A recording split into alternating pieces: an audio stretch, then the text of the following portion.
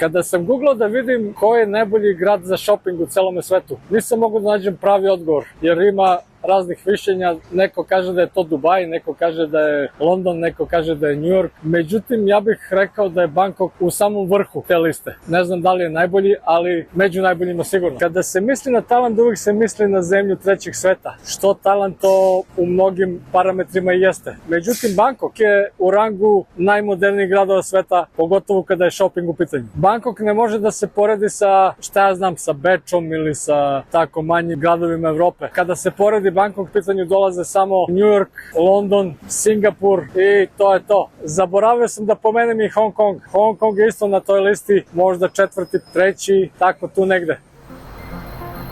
Zaboravio sam i Dubaj i možda još neke druge gradove, neka se nijedan ne nađe zapostavljen. Daleko od toga da sam ja bio u svim zemljama sveta i sve video, ali jesam u onim vodećim kapitalističkim sa najjačim potrošačkim mentalitetom i mogućnostima za to. Mnogi će pomisliti da su najveći i najbolji tržni centri baš u tim bogatim zemljama zapada. Međutim, odgovorno tvrdim da niste vidjeli šta je pravi shopping centar dok niste došli u Aziju. U ovom videu pokušat ću da vam makar malo dočaram i približim mogućnosti koje ovaj mega grad pruža kada je kupovina u pitanju.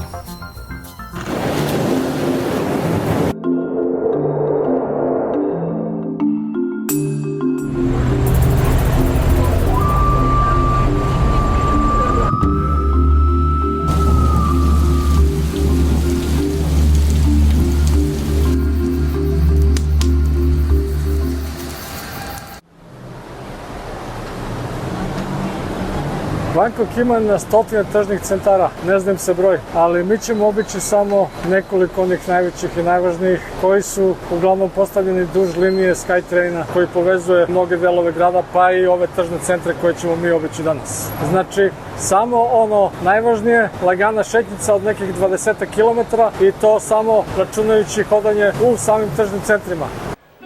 Šetnicu započinjemo na BTS stanici Phrom Phong. Bangkok Transit System, skraćeno BTS ili Skytrain, je nadzemna železnica Bangkoka, konkretno ovdje iznad ulice Sukhumvit, jedna od najdužih na svetu, koja započinje ovdje u centru grada i završava se na granici sa Kambodžom 500 km dalje. Ovo je takozvani M distrikt i ovdje su smeštena dva velika tržna centra. Prvi koji ćemo posjetiti je Emporium, otvoren još 1997. godine sa atmosferom koja podsjeća na Beverly Hills, Zgodnu ženu i Julia Roberts. Tada nadzemna železnica nije ni postojala, ona je napravljena kasnije i onda je Emporium bio prvi tržni centar do kojeg se moglo stići direktno linijom Skytraina. Vrlo elegantno zdanje na 7 spratova, u vreme kada je otvoren bio je stecište bogate klijentele, jer je ovo bio jedan od retkih centara Bangkoka u kome su se prodavali baš oni najskuplji brendovi. I ne samo to, ovo je bio jedini centar koji je ujedno nudio elegantan restoran, zabavu u vidu bioskopa, supermarket vrhunskih prehrambenih proizvoda i hotel, a sve to u jednom istom kompleksu.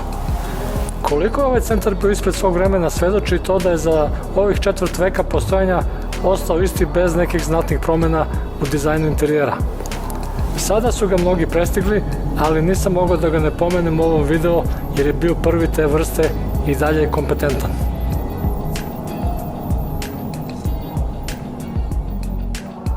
Pitate se ko je ovdje kupovao 1997. godine? Pa Tajland je bio i dalje zemlja u kojoj žive neki od najbogatijih ljudi sveta.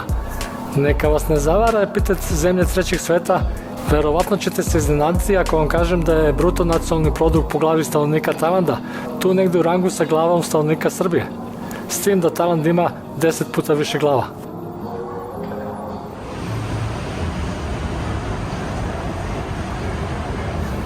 Ali idemo dalje u obilazak, ne tako daleko, samo preko puta. Sa druge strane šina nadzemne železnice nalazi se M Quartier, što bi u prevodu sa francuskog značilo kvart ili još slobodniji komšiluk. Sada već 8 godina staro, ovo i dalje ultramodern tržni centar veličine 250.000 kvadratnih metara koji se sastoji iz 3 dela, heliksa ili spirale, vodopada i staklenog dela. Što se prodavnica tiče, ima svega što ima u prethodno viđenom Emporiumu, s tim što je ovo nekoliko puta veći tržni centar, pa tako ima mesta i za one jeftinije brendove tipa H&M, Zara i slične.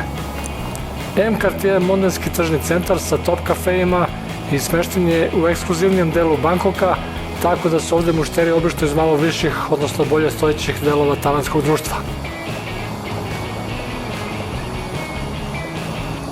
U arhitekturi ovog centra akcent je stavljen na prostoru i pokušaj da se izbegne klaustrofobičnost i zatvorenost tipično za tržne centre, pa tako ovaj Starbucks u parkiću na vrhu služi za predah od napora koje kupovina može izazvati.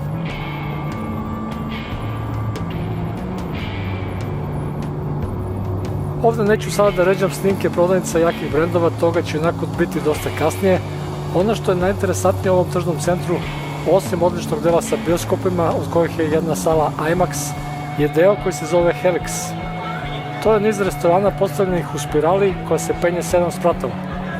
Liftova ima na raspolaganju, ali ako se uputite hodajući vidjet ćete restorane i kafeje iz svih delova sveta. Cene nisu jeftine i ovde možete često vidjeti da sede poznate tajlandske ličnosti iz sveta show biznisa u svom raskošu i sjaji tipičnom samo za azijske bogataše. Ovde ne možete promašiti da vidite da je neko pun para i onaj ko je bogat, skromnost mu zaista nije vrlina. A kada smo već kod show biznisa, treba napomenuti i da se ovde glumice i pevačice ne udaju za fudbalere kao kod nas, već za industrijske magnate ili njihove sinove. Iako su i same veoma dobro plaćene, ne vode se one onom devizom para na paru ide, dobro sam sudala. U slučaju telanđevki mora da pršti koliko su se dobro udale. Ovde se uvek cilja pre gazda kluba nego onaj koji igra za njega.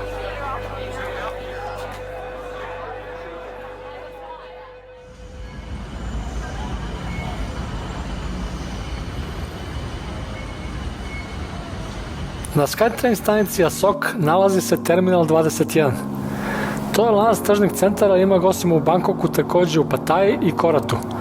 Izgled mu je malo originalniji jer je napravljen u stilu aerodroma sa delovima, odnosno spratovima koji za temu imaju svetske gradove kao egzitnu destinaciju, pa odatle naziv ovog centra.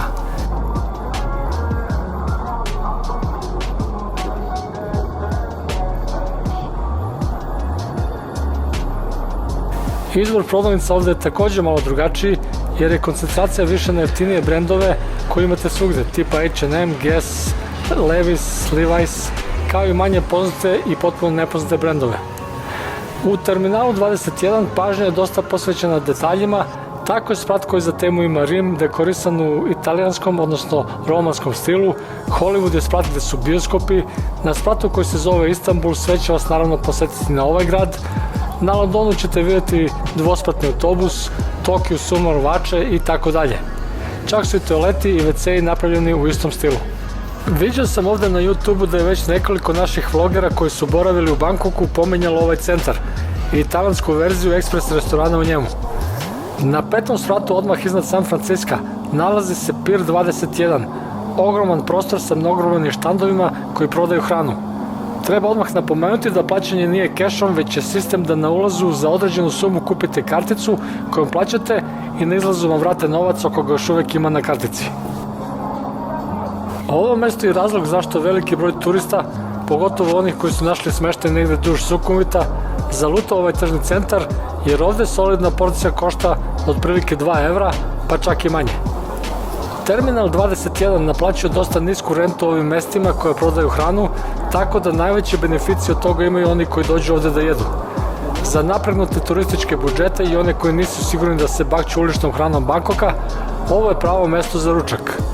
Izbor hrane, voća, raznih sokova i džuseva je zaista veliki i ovde ima sigurno nečega za svačiji ukus. Kvalitet hrane je onako standardan za tržne centre tipa Big C, koji je tajlandski ekvivalent američkom Walmartu. Ovo nije najbolje mesto gde ćete jesti kada su tržni centri u pitanju, ali je definitivno najjeftinije, barem od mesta koje će biti u ovom videu.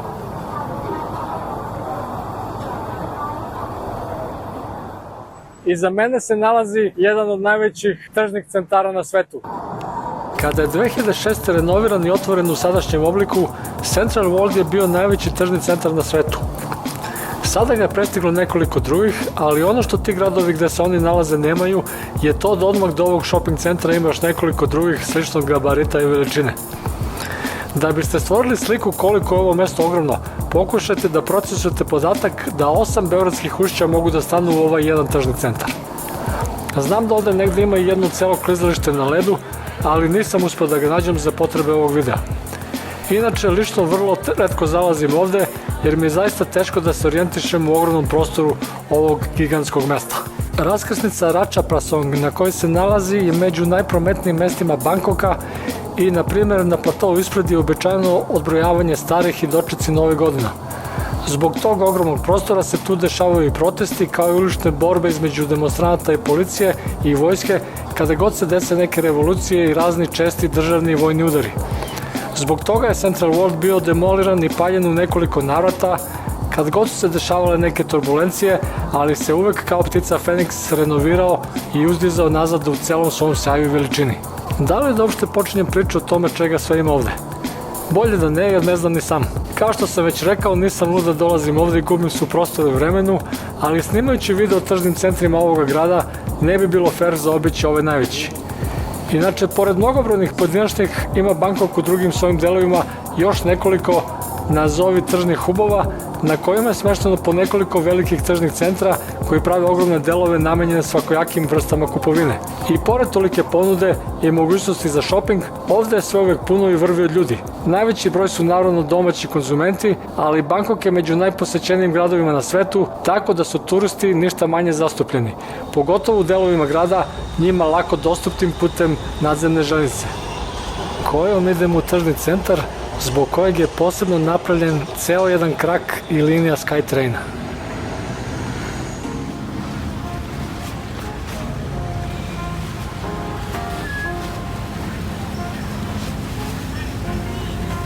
Na obali reke Chao Phraya, u komšiluku najekskluzivnijih hotela Bangkoka i na istoj strani i nedaleko od legendarnog turističkog hrama Wat Aruna, smeštena je ikona Siama. U 3 kratke reči, ovo je spektakl, perverzija i dekadencija od shopping centra.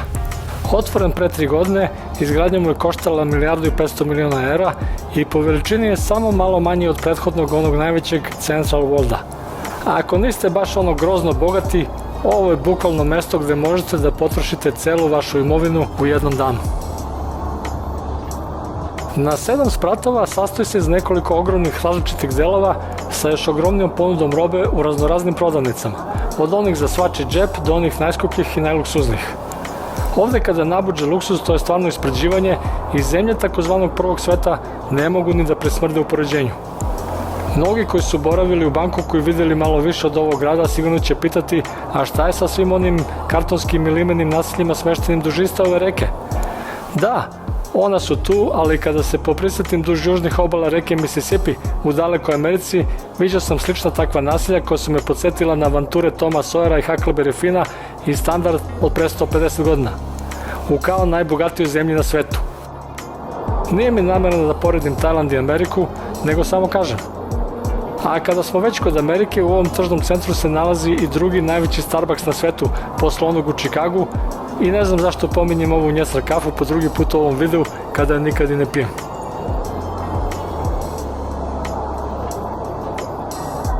Uglavnom, ovo je mesto u kome kada ste se obukli u Versace, na spratu iznad, uz upravo ispazarenu odeću i obuću, možete kupiti i prikladni automobil koji ide uz to.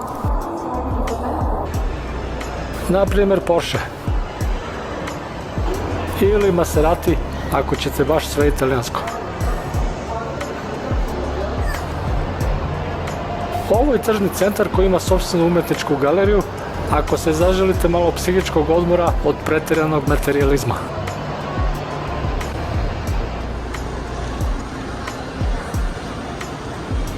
Ovaj ovde deo sa spektakularnim pogledom i kojim se izlazi na reku je napravljen u tradicionalnom tajlandskom stilu sa stubovima visine 16 metara i ona nas vodi u deo ovog centra koji ima izgled cele jedne pijace na vodi koje su tipične ovde za Tajland i okolinu Bangkoka. Ovde, baš kao i na pravoj pijaci na vodi, imate svu moguću vrstu tajlandske tradicionalne hrane, pića i slatkiša. Ovaj shopping centar ima deo sa ekskluzivnim restoranima, ali ovo ovde je neka vrsta street food ekstravagance sa svim onim jelima koje možete vidjeti duž ulica Bangkoka i uopšte Tajlanda. Cene su ovde malo veće nego na ulici, jer naravno ovo je u okviru centra i to skupog, ali ipak pristupačne, tako da s obzirom da je već vreme večere i ja mogu potražiti nešto za prezalogajiti. Ubrzo i nalazim jedno od tipičnih jela kada su tajlandske pijace i ulična hrana u pitanju.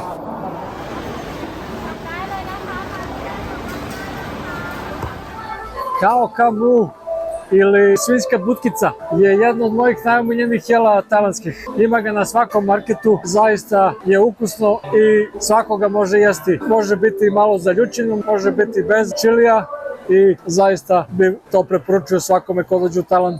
Jedno od prvih jela pre nego što se upozna malo više sa tajlandskom kuhinjom. Ovde je to malo brže spremljeno, ali ipak ukusno. Kao kamu nikad ne može da omane. Ovde u kombinaciji sa tam tajom ili papaja salatom bez onog brown para sosa sa fermentisanom ribom.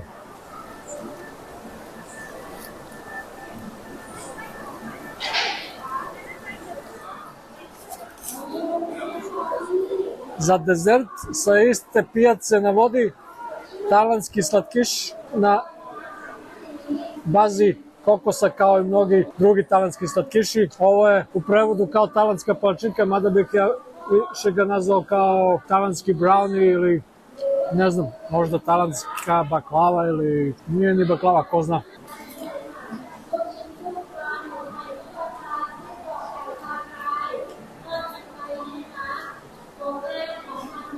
Može da prođe, mada sam, ako mene pitate, nisam ja ljubitelj tajlandskih slatkiša. Ja sam navikao na mnogo slatko, na baklave, na tulumbe. Tajlandski slatkiši nikad nisu vrlo slatki. Ovako, slatkoća od 1 do 10 tajlandskih slatkiša je možda 4. Tako da, nije loše, ali ništa naročito.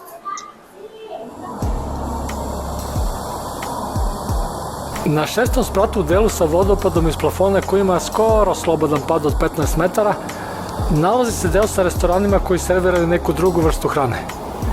Kad pomenuh vodopad, setio sam se da ga dizajnirala ista firma koja je dizajnirala i igrajuću fontanu na platovu ispred prema reci gde su malo pre prošli. Show je svakog dana u 7 uveče i to je jedna od najvećih igrajućih fontana Azije, ali sam ja potpuno zaboravio da to snimim.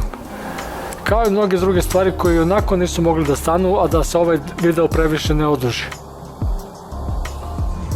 Možda nije loša ideja snimiti jedan poseban video o ikoni Sijama, jer ovaj tržni centar ima toliko toga što nisam mogao da stavim u ovih nekoliko minuta koliko sam odvojio za svako od pomenutih mesta. A sada uživajte nekoliko sekundi u ovom spektakularnom pogledu na reku i Bangkok u večernjim satima.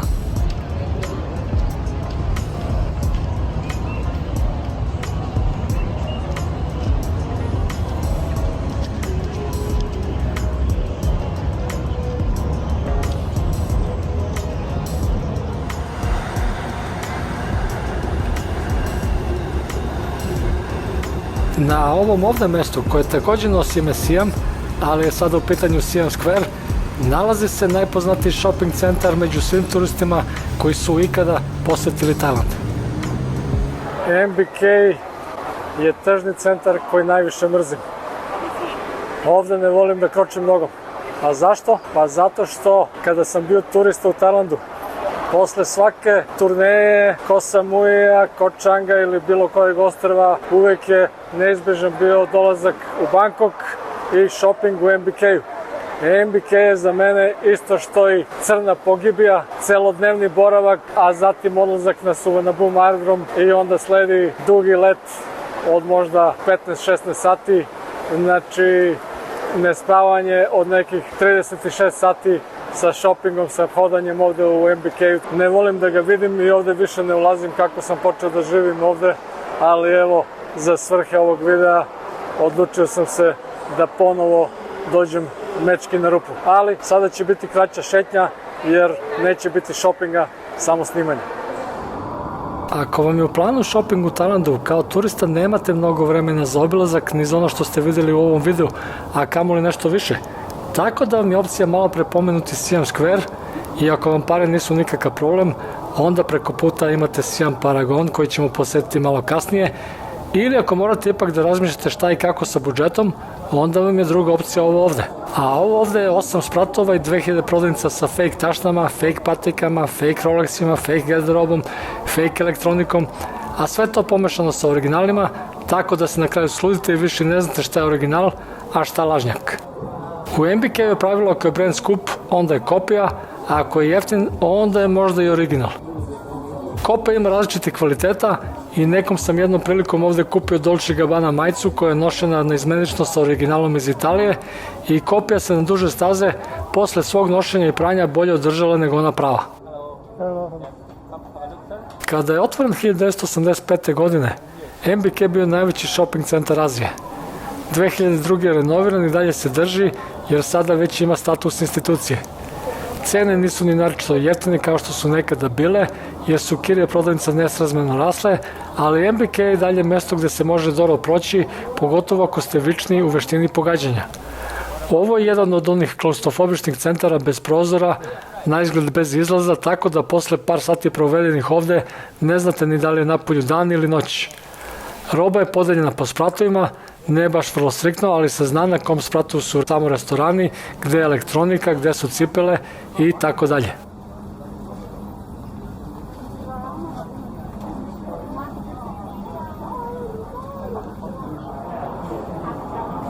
Generalno, kada su originali u pitanju, Tajland nije baš neko jeftino mesto za shopping, kao ni Srbija. Kada sam živio u Švedskoj, da ne kažem zapadnoj Evropi jer je to severna, znalo se da je na kraju svake sezone rasprodaja koja može biti čak i 70%, ponekad i više. Toga ovde nema, nego kada stiženje, svo vreme imate osjećaj da vas zavrću kao i u Srbiji. Cene se snize 30%, pa se to izmeša sa stvarima koje stoje već nekoliko sezona i prošle su nekoliko rasprodaja neprodate i ti sada kao treba da se primiš na to i misliš kako sam dobro prošao. To u kombinaciji sa i dalje visokim bahtom objašnjava zašto su fejkovi MBK-a i dalje magnet za mnoge turiste zapadno od Azije.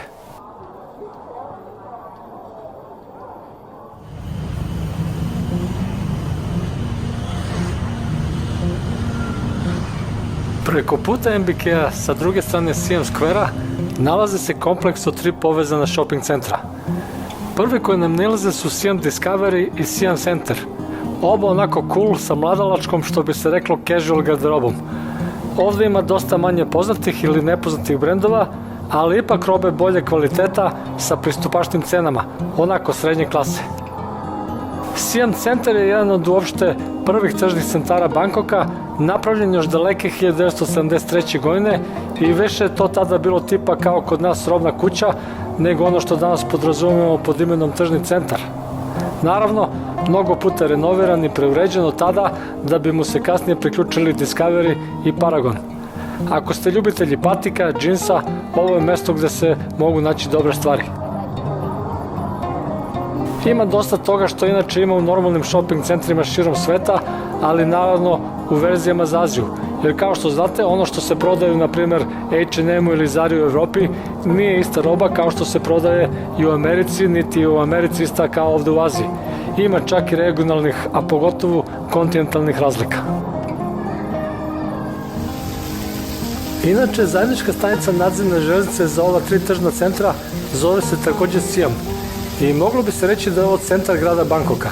Ne geografski, ali kada su u pitanju prodavnice i protok ljudi, sigurno najprometniji deo grada.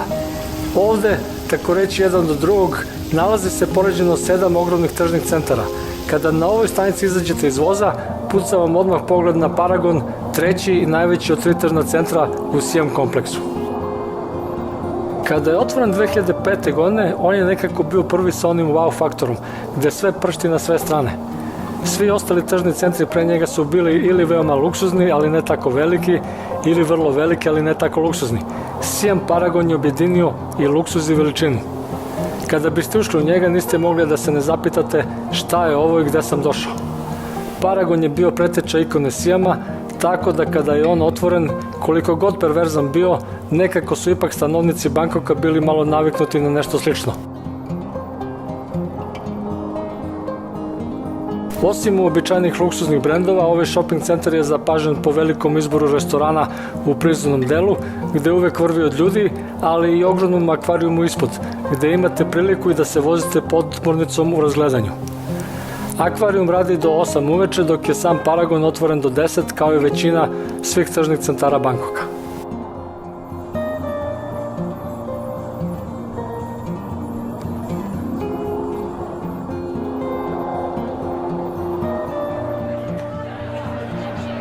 Šta je zapravo cilj celog ovog videa? To sigurno nije promovisanje kapitalističkih vrednosti i potrošačkog mentaliteta, jer sam ja ipak duboko u duši socijalista i sretan sam što se moja garderoba ovde sastoji od majice, šorca i papuča i što me uglavnom ne interesuje šta ima po ovim molovima, koje sam vam pokazao. Na Tajlanđane mnogi sa tih prostora tamo kod nas, koji nikada nisu bili ovde, gledaju kao na Indijanci iz trećeg sveta. Ta slika je vrlo pogrešna i to je ono što sam ja ovim videom pokušao malo da ispravim. Kao što vidite, većina kupaca ovde su sami Tajlanđani, iako su tržni centri koje sam vam pokazao baš oni koje turisti najviše posećuju. Tajland je velika zemlja i u velikim zemljama su obično i veliki kontrasti, velike nejednakosti. Ima puno onih koji su na ivici egzistencije pa ispod toga, ali mnogi od Tajlanđana žive mnogo bolje nego ljudi tamo kod nas. U mnogim segmentima Tajland deluje bolje nego Švedska, gde sam živeo tako dugo, a koja važi za razvijenije u svetu. Pored tržnih centara, ništa manje luksuznije nisu ni tajlandske bolnice. Nisam video takve bolnice ni u Americi, ni u Švedskoj, niti bilo gde, niti tu vrstu tretmana i nega koja se u njima pruža. Pokazat ću vam i to drugom prilikom. Dok sa druge strane, ne tako daleko od ovih kvartova u kojima smo danas šetali, žive ljudi u kutijama od frižidera. Dakle, slika nikako nije crna ili bela, uglavnom Azija kao kontinent je u brzoj ekspanziji, Tajland kao zemlja Azije takođe. Stvari se ovde brzo menjaju na bolje, što nekako u Evropi i Americi nije slučaj.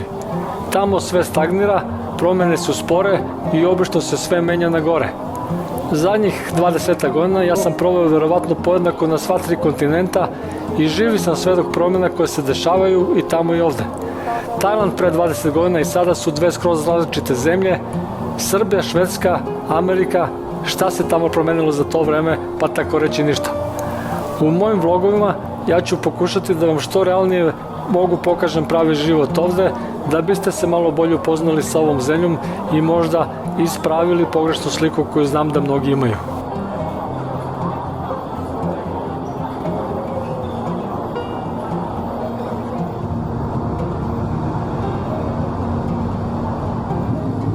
Radno vreme se polako završava, zatvaramo za danas, ali bit će još šopinga sutra.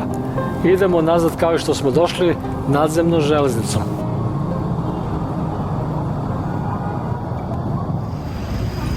Zora je svanula i nastavljamo probijanje kroz šumu tržnih centara Bangkoka, do duše malo drugačijih od onih juče. Tako reći, samo iz onog najvećeg ranije pomenutog Central Worlda nalazi se Platinum. Ovo je sve suprotno od ovih do sada viđenih šljaštećih tržnih centara. Ovde nema brendova, ali ima ok garderobe za jeftine cene i ovde se oblači veliki broj Tajlanđanki, pošto je naravno najviše zastupljena ženska garderoba. Kupovina se dosta obavlja na malo, ali ovo ovde je velikoprodaja i najveći čvor kupoprodaje u jugoistočnoj Aziji kada je jeftinija garderoba u pitanju. Na 7 spratova u 2500 prodavnica možete naći sve što vam je ikada trebalo da se obučete i ovde se snabdeva većina modnih butika okolnih, ali i ne samo okolnih zemalja.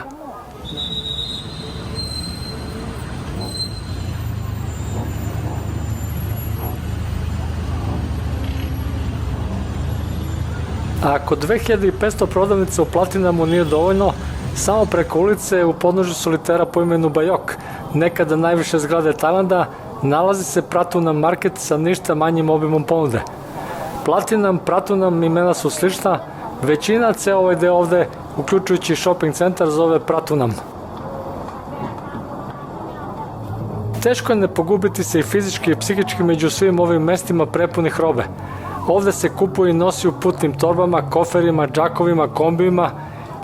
Nekada je ovde vrvelo i nije se moglo proći od kupaca. I u nekim delovima dana je i dalje tako, ali ni blizu komerca koji je nekad bio. Posle covida, kada je ovde sve bilo kompletno zatvoreno, prodavci sa robom su se vratili, očekuju se još samo kupci u što većem broju.